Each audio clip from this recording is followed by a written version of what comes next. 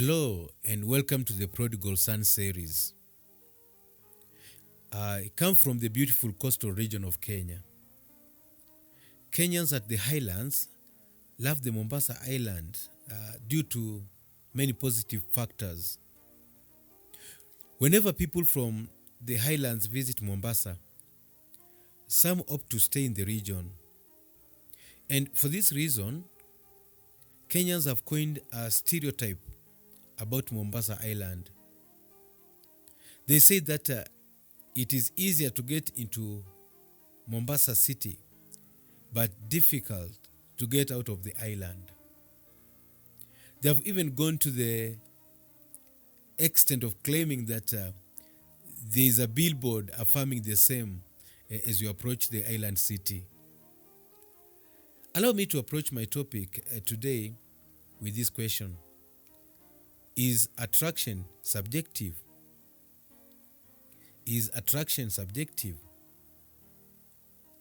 I once attended an interview in a certain organization.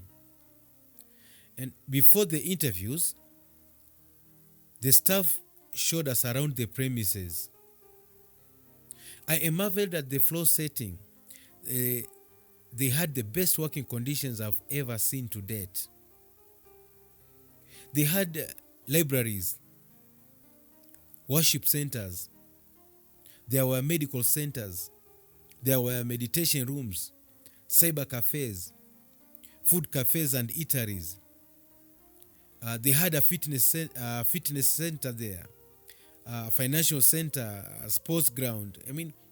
They had children's playgrounds and caretakers for staff children, name them, all that in limited space.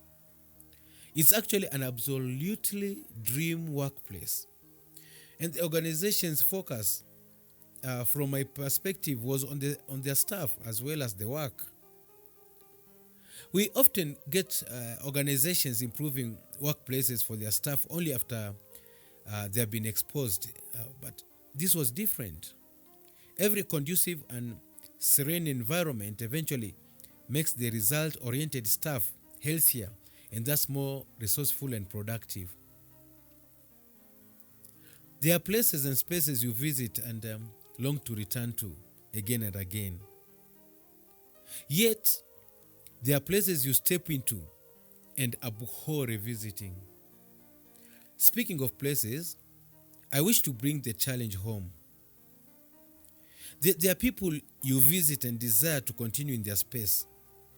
Such are people of substance, attractive within and without, hospitable persons, people who add value to one's life. While, on the other hand, there are people who are horrible to stay with. And the unfortunate thing is that many are not aware of it.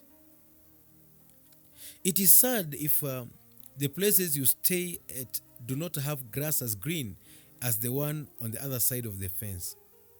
The temptation to cross to the greener pastures is very high, irrespective of the risk.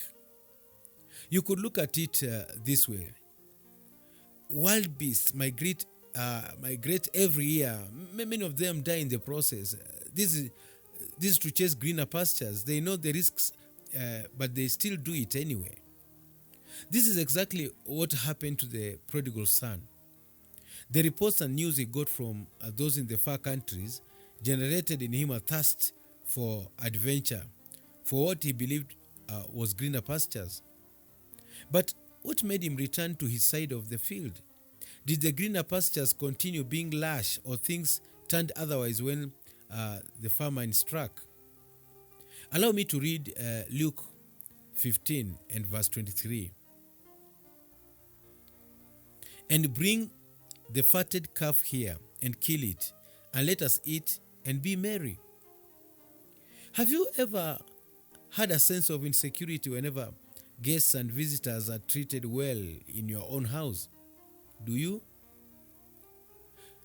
Whenever the reception and generosity shown to guests overrides what you receive in your own home, do you at times withdraw at such, even if you do not show it? It is very common to hear complaints like, you never treat me that way, you never buy me such gifts, you never talk to me like that, or you never address my kids like you're doing to those outsiders. And I often ask myself, why should I plead for chicken wings in my own house?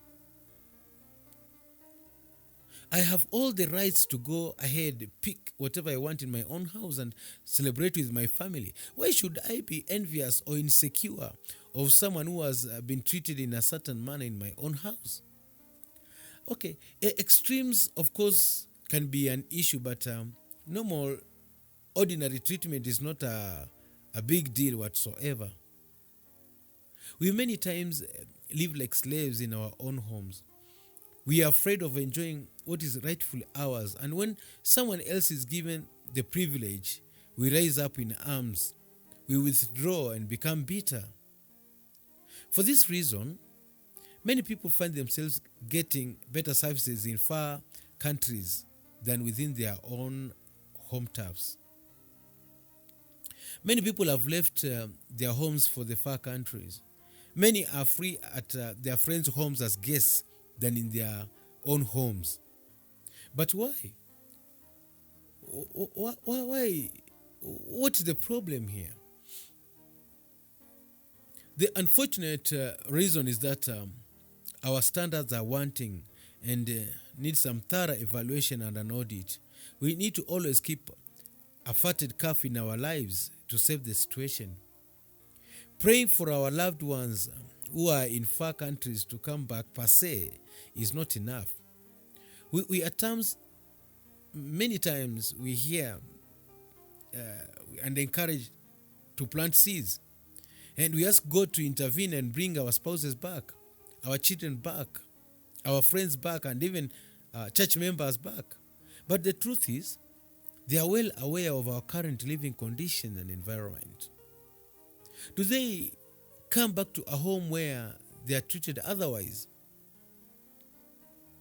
Therefore, preparing a fatted calf for them is a genuine act of faith. Preparation is a sign that we are anticipating the return of our loved ones. The father in this story, the prodigal son's story, knew that besides praying for his son to return back home, he prepared a wonderful robe. He made sandals fitting to his son. He bought a ring and seriously started fattening the calf in anticipation for the return occasion. That is faith. The elder brother didn't bother at all. He continued with his normal duties, oblivious of what was being prepared for his prodigal brother. It is my prayer that all of us, being with our lost loved ones, we are busy preparing a heaven that they can miss. The younger son missed something at home. That is why he returned. He realized the green pastures he'd rushed off to weren't as green as he'd first thought. Does your estranged so and so miss something worth returning? Do your own children, wife, husband, friends, miss something in you that they are willing to come back to you for? Well, start keeping that fatted calf and see what God can do in your life in response. You might have messed before. That is why they left. But now that you have known, stop complaining and projecting. Just start fattening the calf and leave the rest to the Lord.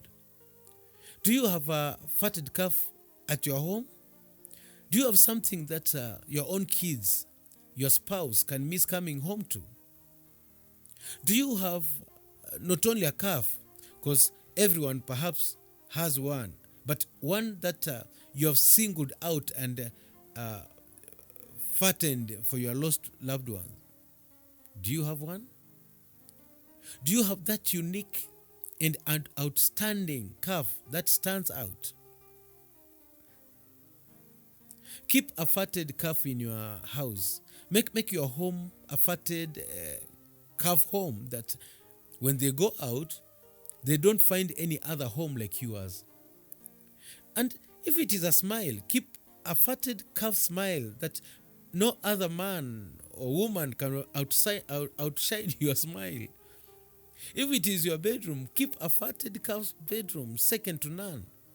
Many times we incur so much to return what we lost than what we could have spent to keep and retain what we have.